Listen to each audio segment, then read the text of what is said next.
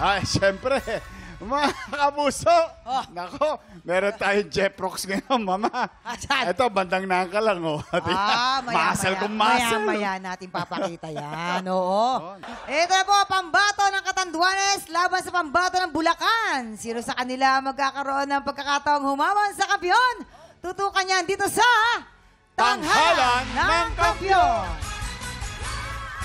Ito na, i-welcome na po natin ulit ang ating mga inampalan.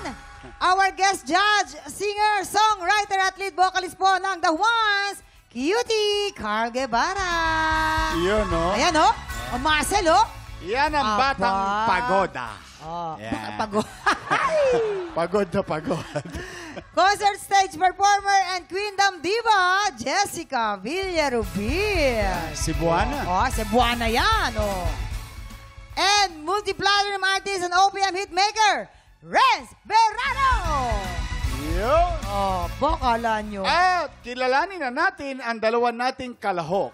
Una, Cristal Acero.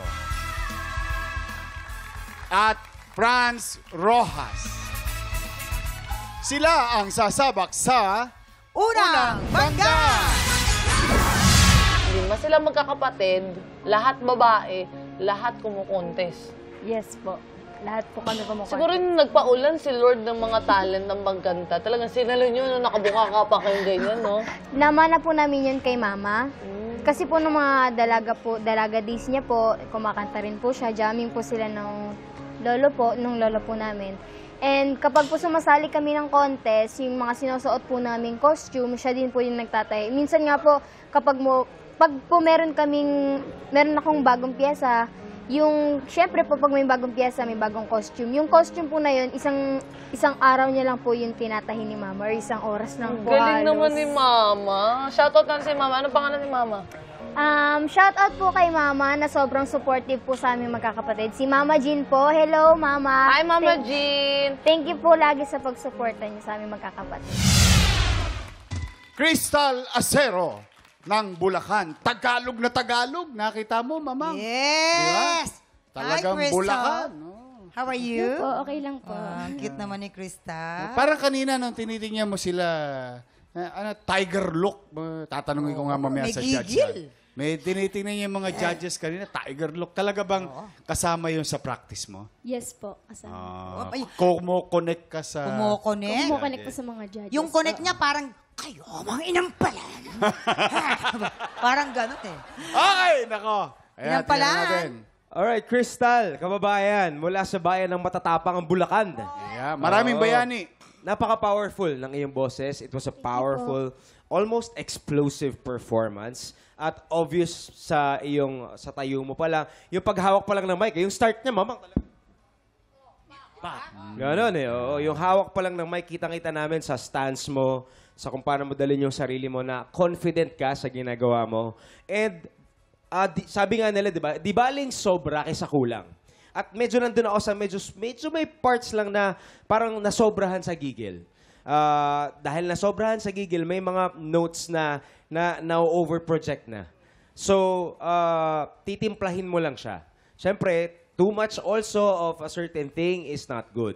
So, kailangan mong mag-hold back ng onte. May certain parts na, yes, ibigay mo yung gigil, but not all. Okay? So, just tame that down a little. And if you get a chance to sing again mamaya, yun ang tip ko sa'yo. I-manage mo lang yung energy. Keep it there. Siyempre, wag naman mawawala.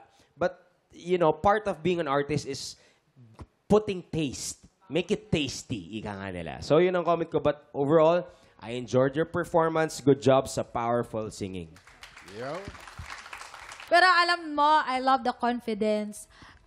Yung feeling na ready ka, parang tayo pa lang eh. Parang naano nga ako sa'yo, parang, ano ka, expert ba? Expert. Pero 17 ka pa lang, pero ganyan ka na. Nagustuhan ko yung energy mo from the start hanggang dulo, na-sustain mo yun. Nabilib ako doon, yung timing, inaral mo na mabuti.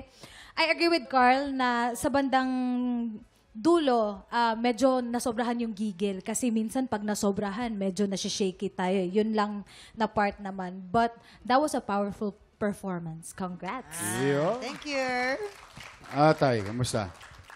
Isa ko lang napuna, dun sa bandang dulo na, medyo hinahabol mo na yung timing. So, medyo na-off na dun sa ano. Friends, matanong ko lang, yung dulo niya kasi, napansin ko, iniba niya. Oo. Parang Yes. gumawa siya ng style niya, yung Yeah, oo. siya bilang singer. Yes, maganda naman Yeah. yung ginawa niya. Ano ba Nainiban yan? niya. Pwede yan sa Pwede pagkanta? yan. Pwede yan. talaga? Just as long as yung bara mo, tama. Ibig sabihin, yung bilang, tama. Medyo nahuhuli na siya. Kaya, okay. kasi, yun ang isa-sacrifice mo pag nag-a-adlib ka pag iniiba mo. Kailangan, tatapat ka doon sa bilang para tama rin yung pagkanta mo. Yun ang medyo nagkulang kanina. Stage presence, abay, sobra-sobra. Confidence was there. Simula pa lang, parang palaban na di ba? Parang tinatakot na niya ako, huwag ka magsalita ng mali, kundi, Pero maganda, kaya lang, yun nga, dahil puro power yung kanyang ginawa, I was looking for something, kaya dynamics. Yun ang medyo hinahanap ko na. Kasi, puro nabira Yung ages, bumibira yan. Pero alam mo, may times yan na sa part ng mga kanta, humihina yan.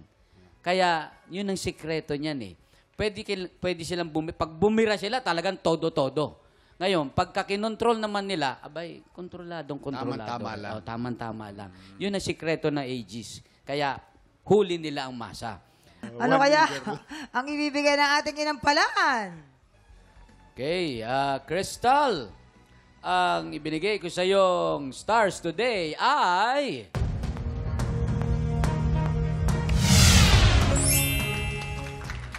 3 stars. Crystal, para sa iyong pag-awit ngayong araw, ang stars na ibibigay ko ay...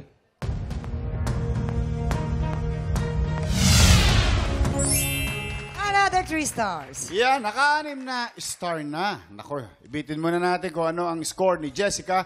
Sa ngayon, kilalanin natin ang ating pangalawang kalahok, Franz Rojas. Pamilya ko naman okay naman kasi nasa probinsya sila. Pero Anong probinsya? sa Bicol, sa Catanduanes.